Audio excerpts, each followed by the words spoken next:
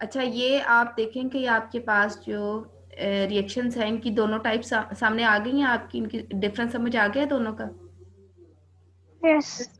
ठीक है, अब ये जो आपका रिवर्सिबल रिएक्शन है, क्योंकि ये फॉरवर्ड में भी जा सकता है, रिवर्स में भी जा सकता है, तो इसमें आप जो रेट ऑफ रिएक्शन बताएंगे वो टू रिस्पेक्ट से बताएंगे, क्योंकि यहाँ पे तो आपके पास रिएक्टेंट्स एक तो प्रोडक्ट्स में कन्वर्ट हो गए, तो आपके पास प्रोडक्ट्स दोबारा जो है वो किसी प्रोसेस के अंदर इन्वॉल्व नहीं है, इसलिए रिएक्टेंट्स जो है ये वाले, अगर आपने इस रिएक्शन का रेट लिखना है तो आप कहते हैं कि rate of reaction is directly proportional to active concentration of reactants. तो यहाँ पे तो आपके पास रिएक्टेंट्स डिफाइंड है, सिल्वर नाइट्रेट और सोडियम क्लोराइड। लेकिन अगर आप देखते हैं ये रिवर्सिबल रिएक्शन को, तो फॉरवर्ड रिएक्शन भी हो रहा है जिसमें ये रिएक्टेंट्स हाइड्रोजन और आयोडीन मिलकर हाइड्रोजन आयोडाइड बना रहे हैं, और रिवर्स रिएक्शन भी हो रहा है जिसमें हाइड्रोजन आयोडाइड ब्रेक डाउन होकर दोबारा से हाइड्रोजन और आयोडीन में कन्वर्ट हो रहा है। तो एक्चुअली यहाँ पे आपके पास क्या हो रहा है कि टू डायरेक्शनल रिएक्शन हो रहा है, फॉरवर्ड में भी हो रहा है, रिवर्स में भी हो रहा है, ऐसे ही है। तो अब फॉरवर्ड रिएक्शन के लिए रिएक्टेंट्स हाइड्रोजन और आयोडीन है, और रिवर्स रिएक्शन के लिए हाइड्रोजन आयोडाइड है। तो यहाँ पे आपके पास जो रेट ऑफ रिएक्शन है वो आप दो तरह से लिखेंगे। रेट ऑफ फॉरवर्ड रिएक्शन लिखेंगे आप डायरेक्टली प्रोपोर्शनल है हाइड्रोजन और आयोडीन की एक्टिव कंसंट्रेशन के, और रेट ऑफ रिवर्स रिएक्शन जो है वो डायरेक्टली प्रोपोर्शनल है हाइड्रोजन आयोडाइड की डीकम्पोजिशन की। ठीक है, तो अगर आपके पास कोई ऐसी स्टेज आ जाती है इस रिवर्सिबल रिएक्शन में जहां आपका rate of forward reaction rate of reverse reaction के इक्वल हो जाए, ठीक है, यानी आपके पास हाइड्रोजन और आयोडीन के आपस में ज्वाइन करके हाइड्रोजन आयोडाइड बनाने का जो रेट है वही रेट हाइड्रोजन आयोडाइड का ब्रेक डाउन होकर हाइड्रोजन और आयोडीन का बनाने का हो जाए, तो ऐसे रिएक्शन को आप कहते हैं कि आपका ये एक रिवर्सिबल रिएक्शन है जिसमें rate of forward reaction rate of reverse reaction के इक्वल है, या यहाँ पे डायनामिक इक्विलिब्रियम है। ऐसे रिएक्शन को हम कहते हैं कि ये स्टेट ऑफ केमिकल इक्विलिब्रियम पे। क्लियर?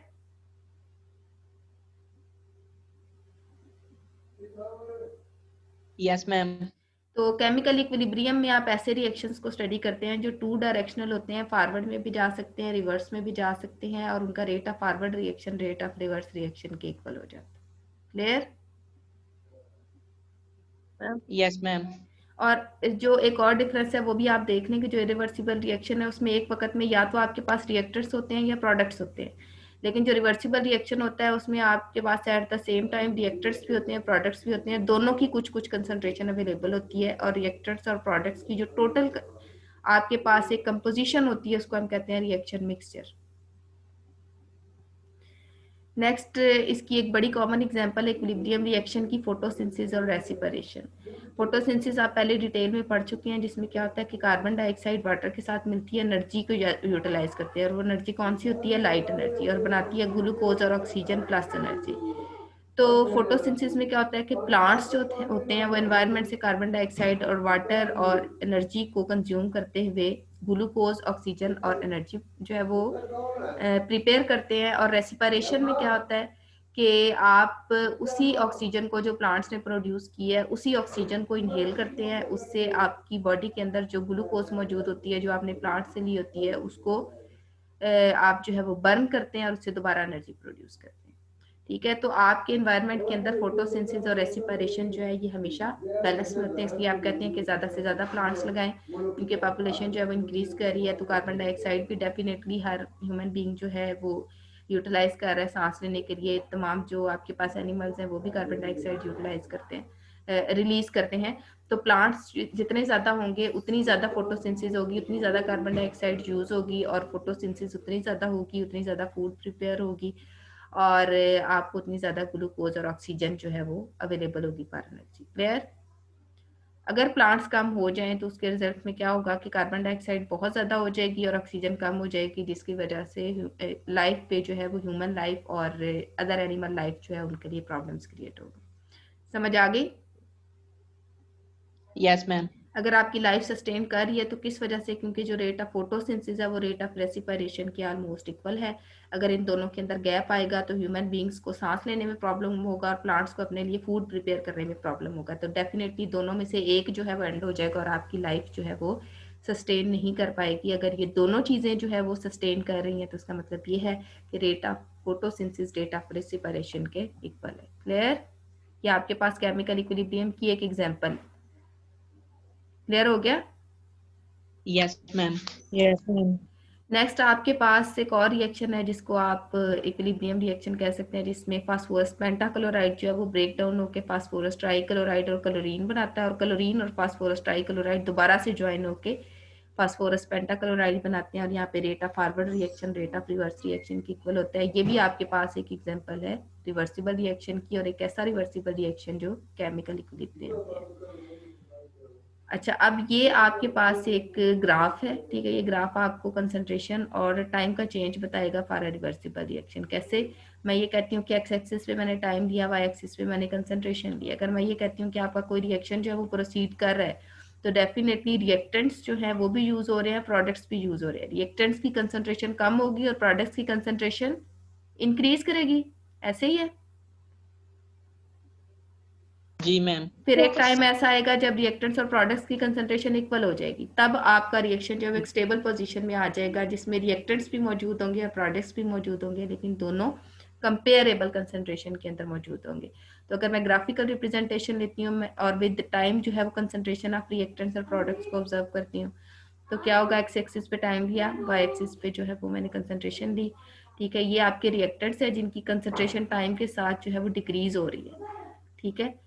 ये आपके प्रोडक्ट्स हैं जिनकी कंसंट्रेशन टाइम के साथ इंक्रीज हो रही है, ठीक है, अनटिल आपके पास एक ऐसा टाइम आएगा जब जो आपके पास rate of decrease of reactants है वो rate of increase of products के इक्वल हो जाएगा, और यहाँ पे आप कहेंगे कि ये इक्विलिब्रियम स्टेट है। क्लियर? जब ये रिएक्टेंट्स और प्रोडक्ट्स की दोनों लाइंस इक्विलिब्रियम में आ जाएंगी, पैरेलल हो जाएंगी, तो आप कहेंगे कि ये इक्विलिब्रियम स्टेट है। Clear? Yes ma'am. Yes ma'am. Next जो है वो आप देखें तो आपके पास जो करेक्टरिस्टिक्स हैं इक्विलिब्रियम रिएक्शन की, ठीक है, तो उसमें क्या है आपके पास कि जो फॉरवर्ड और रिवर्स रिएक्शन है वो दोनों at a time take place करते हैं। अगर दो प्रोसेस एट अ टाइम हो रहे हैं तो आप ये कहते हैं कि ये प्रोसेस साइमल्टेनियसली हो रहे हैं। क्लियर? Yes ma'am. ठीक है। नेक्स्ट आपके पास जो इसकी सेकंड कैरेक्टरिस्टिक है, फर्स्ट ये थी कि फॉरवर्ड और रिवर्स रिएक्शन साइमल्टेनियसली होते हैं, यानी रिएक्टेंट्स का प्रोडक्ट्स में कन्वर्ट होना और प्रोडक्ट्स का रिएक्टेंट में कन्वर्ट होना एट अ टाइम होता है। सेकंड क्या है कि डायनामिक इक्विलिब्रियम एग्जिस्ट करता है फॉरवर्ड और रिवर्स रिएक्शन के दरमियान, यानी rate of forward reaction rate of reverse reaction के इक्वल होता है। नंबर ये मैंने इसकी जो है ना वो एक रिप्रेजेंटेशन यहाँ पे लिखती है कि डायनामिक इक्विलिब्रियम का आपके पास मीनिंग क्या है कि rate of forward reaction is rate of reverse reaction. Chemical equilibrium में ये करेक्टरिस्टिक आपके रिएक्शन के अंदर पाई जाती है। नंबर 3 पे क्या है कि reactions can be started from any direction, यानी आप चाहें तो रिएक्शन को फॉरवर्ड साइड से लिख लें, रिवर्स साइड से लिख लें, ठीक है। जैसे पीछे आपने देखा था कैसे कि आप ऑब्जर्व कर रहे थे कि ये आपके पास फास्फोरस पेंटाक्लोराइड ब्रेक डाउन होकर फास्फोरस ट्राइक्लोराइड और क्लोरीन बनाता है।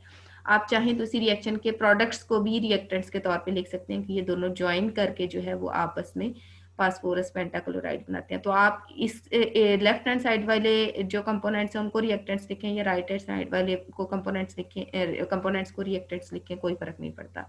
प्रोडक्ट्स को रिएक्टेंट्स लिखें, रिएक्टेंट्स को प्रोडक्ट्स लिखें, कोई फर्क नहीं पड़ता। तो रिएक्शन को आप किसी भी साइड से स्टार्ट कर सकते हैं। Clear? Yes ma'am. Reaction can be started from any side, ठीक है। उसके बाद क्या है कि इसकी एक्सप्लेनेशन अब क्या हो गई कि जो आपके पास रिएक्शन है उसको आप रिएक्टेंट्स वाली साइड से भी लिख सकते हैं और प्रोडक्ट्स वाली साइड से भी लिख सकते हैं। जैसे ये अभी मैंने फास्फोरस पेंटाक्लोराइड की एग्जांपल आपके साथ डिस्कस की, आप इसको ऐसे भी लिख सकते हैं और ऐसे भी लिख सकते हैं। क्लियर?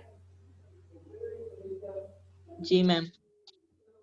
नेक्स्ट अगर आप मूव करते हैं, ठीक है, तो इस रिएक्शन की प्रॉपर्टी है कि नेवर कंप्लीट्स। नेवर कंप्लीट्स क्यों? क्योंकि रिएक्टेंट्स प्रोडक्ट्स में कन्वर्ट हो जाते हैं। असल में रिएक्शन मूव करता है from higher concentration to lower concentration. Initially आपके पास रिएक्टेंट्स की कंसंट्रेशन ज़्यादा होती है, प्रोडक्ट्स की कम होती है, तो रिएक्शन रिएक्टेंट से प्रोडक्ट्स की तरफ मूव करता है। फिर जब सारा रिएक्टेंट प्रोडक्ट में कन्वर्ट हो जाता है या प्रोडक्ट की कंसंट्रेशन रिएक्टेंट से ज़्यादा हो जाती है, तो प्रोडक्ट से रिएक्टेंट साइड पे रिएक्शन मूव करना शुरू कर देता है। और क्योंकि हर वक्त आपके पास डेफिनेटली किसी एक कंपोनेंट की कंसंट्रेशन ज्यादा होती है, तो या तो रिएक्शन फॉरवर्ड से रिवर्स में जाता है या रिवर्स से फॉरवर्ड, या रिएक्टेंट प्रोडक्ट में जा रहा है या प्रोडक्ट रिएक्टेंट में आ रहा है।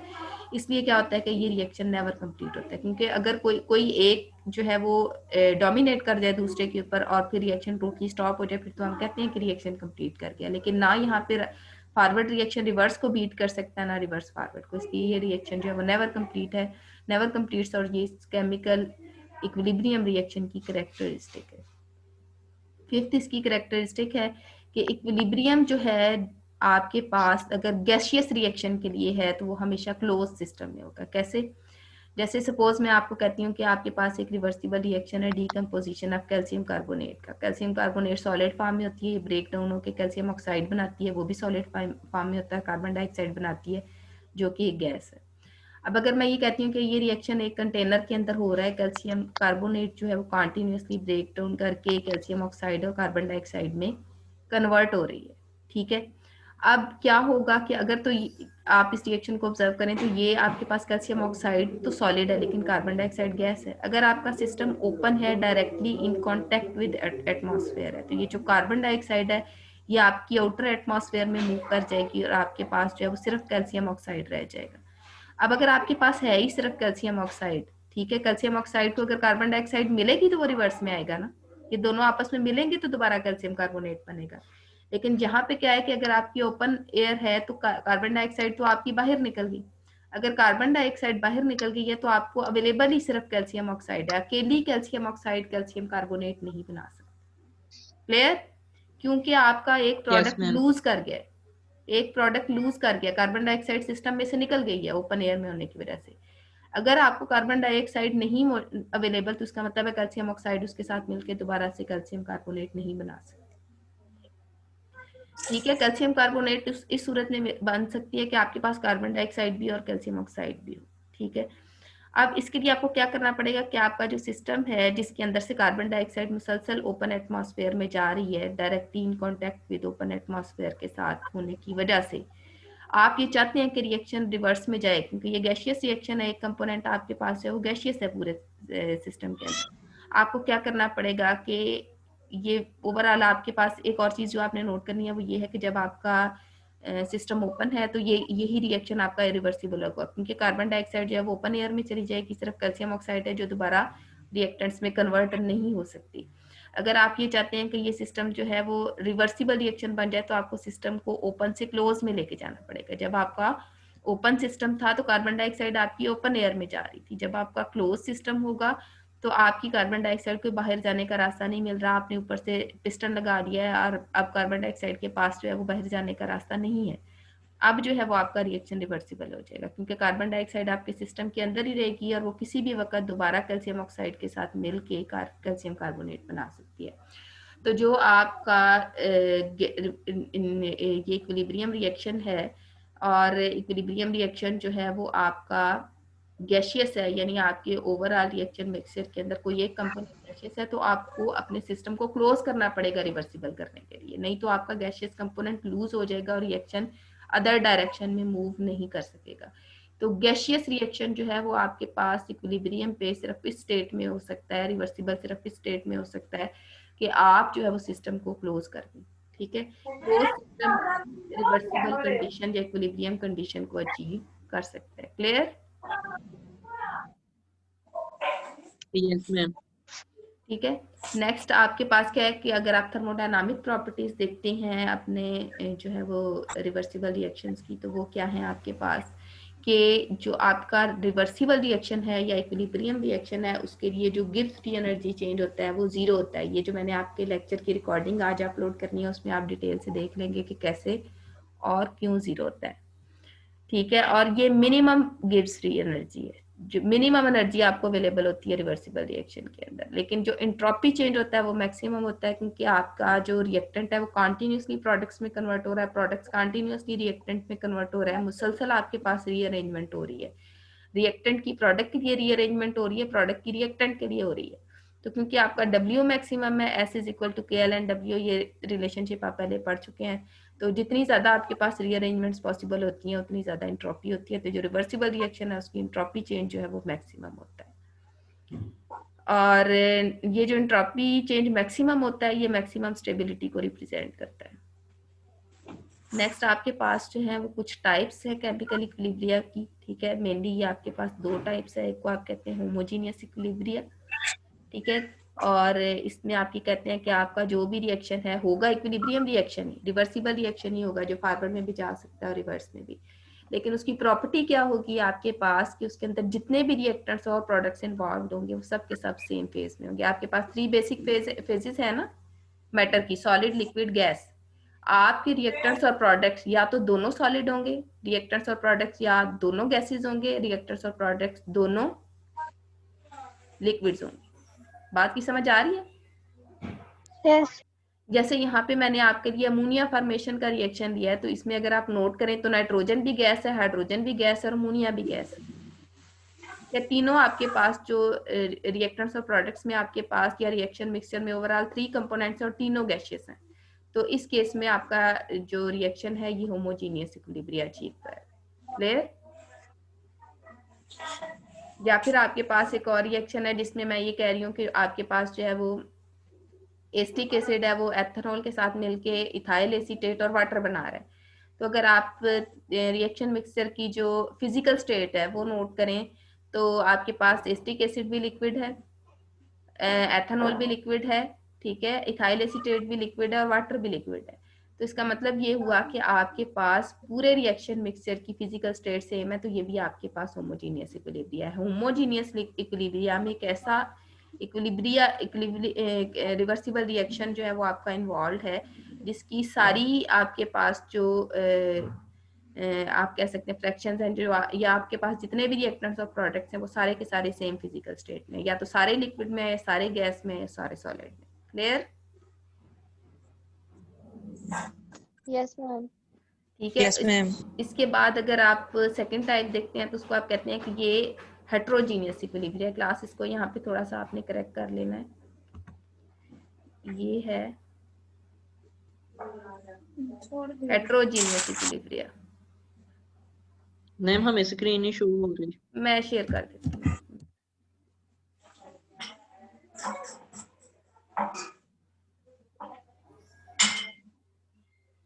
हेट्रोजीनियस इक्विलिब्रिया अब शो हो रही है? यस मैम अब हो रही है। ठीक है। तो ये आपके पास होमोजीनियस इक्विलिब्रिया था। सेकंड जो आपके पास टाइप है वो हेट्रोजीनियस इक्विलिब्रिया। उसमें क्या होगा कि रिएक्टेंट्स या प्रोडक्ट्स में से कोई एक या एक से ज्यादा रिएक्टेंट्स जो है उनकी फिजिकल स्टेट्स जो है वो डिफरेंट होंगे।